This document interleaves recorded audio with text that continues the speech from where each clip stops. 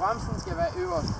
Når bremsen er øverst, så tager jeg fat i den, hiver den af med den her hånd, som er på samme side. Det samme gør jeg her. Nu tager den fat. Så krydser over rejserne i stedet for over linerne. Fordi så bliver min A'er fri for alt andet. Den nederste A finder jeg først. Den er fri for alt andet, så den er korrekt.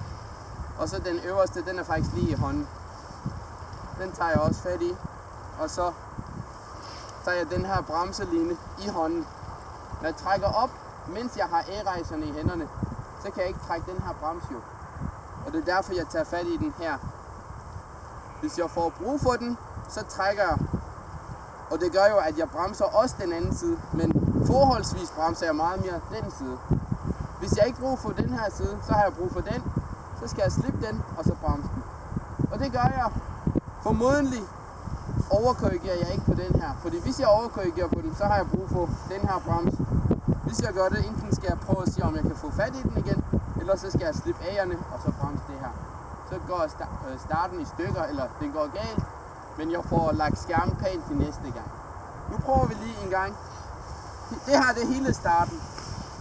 Under en krydsstart, og når vi har god vind, så er det vigtigt, at man ikke trækker A-rejserne mod sig selv.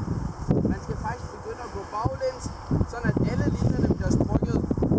Og det er på den måde, det er bare en lille forskel der mellem A og resten af linjerne, der gør, at skærmen kommer op. Det skal ikke trækkes sådan her.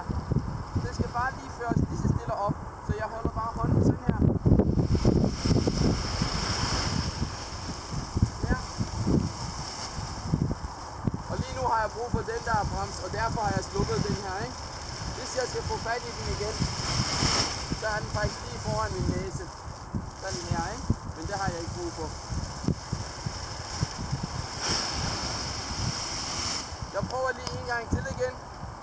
Og se der. Og lige nu lægger den sig sådan her. Det bedste er at lige give den lidt tid. Prøv at se vinden, den, altså skærmen den snakker med en. Den fortæller en, hvornår det er tid til at starte med. Korrigerer. Den er om. Op med bremsen, og så er jeg klar til at vinde.